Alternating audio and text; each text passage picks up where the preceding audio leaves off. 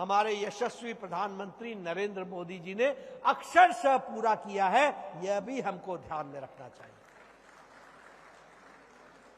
श्यामा प्रसाद मुखर्जी जी ने कहा था कि धार्मिक उत्पीड़न हो रहा है पूर्वी पाकिस्तान में, वो नहीं होना चाहिए।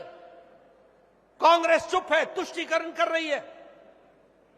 आपको जानकर खुशी होगी कि प्रधानमंत्री मोदी जी सीएए लेकर के आए, सिटीजन्स अमेंडमेंट एक्ट, और सिटीजन्स अमेंडमेंट एक्ट के तहत जो बांग्लादेश में, पाकिस्तान में, अफगानिस्तान में जो लोग धार्मिक आधार पर पीड़ित होकर के भारत आए हैं, उनको नागरिकता देने का अधिकार प्रधानमंत्री मोदी जी ने दिया और श्यामा प्रसाद मुखर्जी जी के सपने को पूरा किया। यह भी हमको ध्यान में रखना चाहिए।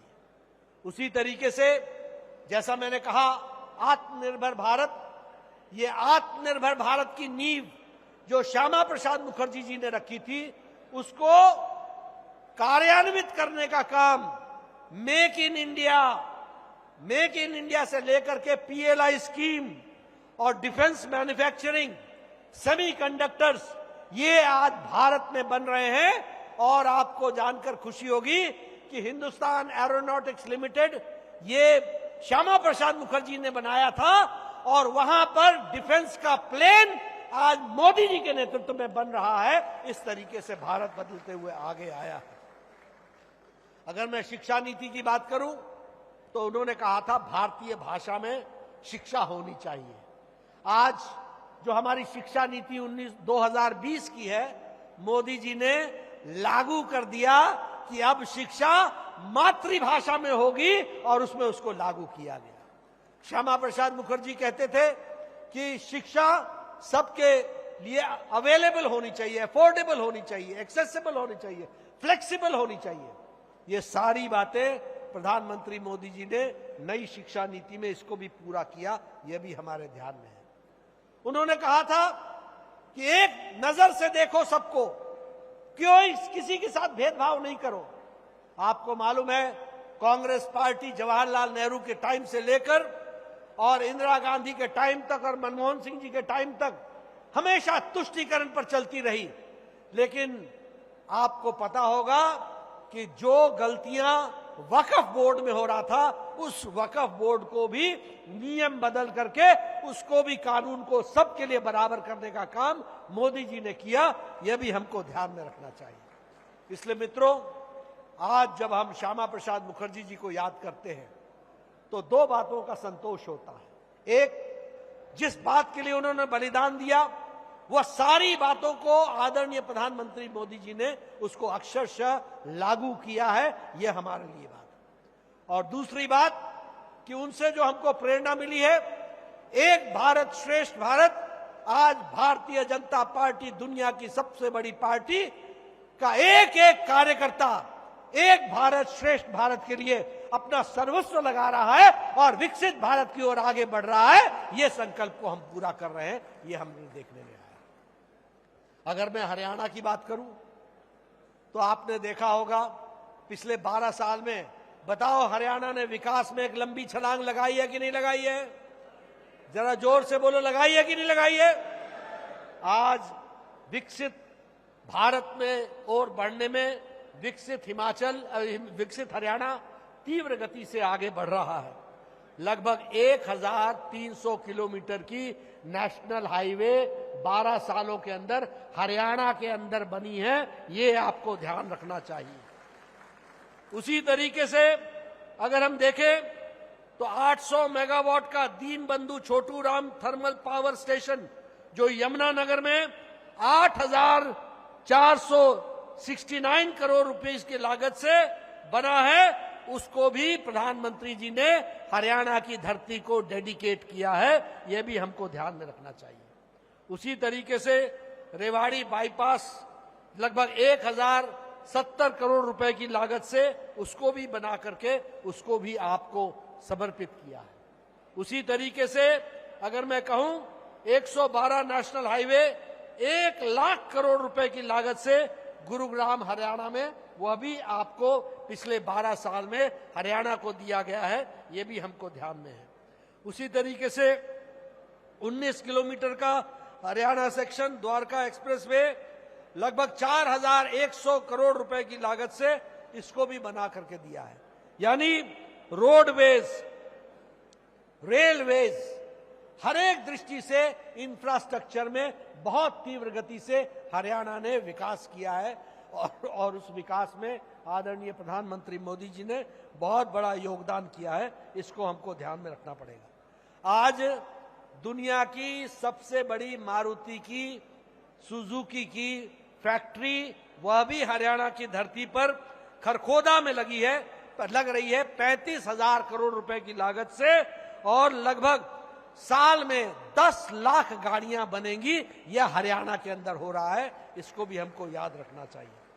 सड़कों का जाल बिछा है, जैसे मैंने बार बार कहा। अगर मैं कहूं कि तीसरा और चौथा रेल लाइन प्रोजेक्ट, यह भी दिल्ली अंबाला, इसको भी बनाने के लिए लगभग 5,938 करोड़ रुपए सैंक्शन हुए हैं। इस तरीके से हमारे काम को, हरियाणा को आदरणीय प्रधानमंत्री मोदी जी ने आत्मनिर्भर हरियाणा को आत्मनिर्भर भारत के लिए जो काम करने थे उसको बहुत तीव्र गति से किया है, ये हम सब लोगों ने देखा है। मैं यहां ये भी कहना चाहूंगा कि नायब सिंह सैनी जी के नेतृत्व में भी हरियाणा ने ये नॉन स्टॉप हरियाणा तीव्र गति से आगे बढ़ रहा है, इसको भी हमको ध्यान में रखना चाहिए। आज हरियाणा वह प्रदेश है जहां हर खाद्य पदार्थ पर, हर प्रोडक्ट पर एमएसपी हर प्रोडक्ट पर दी गई है। यह हरियाणा प्रदेश अकेला प्रदेश है। यह भी हमको ध्यान में रखना चाहिए कि वो एमएसपी जो है वो प्रोक्योर करने के लिए सभी क्रॉप्स पर वह एमएसपी देने के लिए आगे बढ़ी है। हम सबको याद है, यहाँ बैठे हमारे पुराने साथी सब लोग हैं, सब लोग पुराने साथी लोग जानते हैं। यहाँ पर आपने वो इनेलो का भी आपने राज देखा, आपने कांग्रेस का भी राज देखा, आपने वो भी राज देखा जब भर्तियों के घोटाले में नेता वर्षों जेल जाया करते थे। लेकिन जब से हमारी सरकार आई है, पहले मनोहर लाल जी की और अब नायब सिंह सैनी जी की, न खर्ची न पर्ची, और उसके बावजूद लगभग 35,000 लोगों को सी ग्रेड में नौकरियां दी गई हैं और उस तरीके से आगे बढ़ाने का काम हुआ है।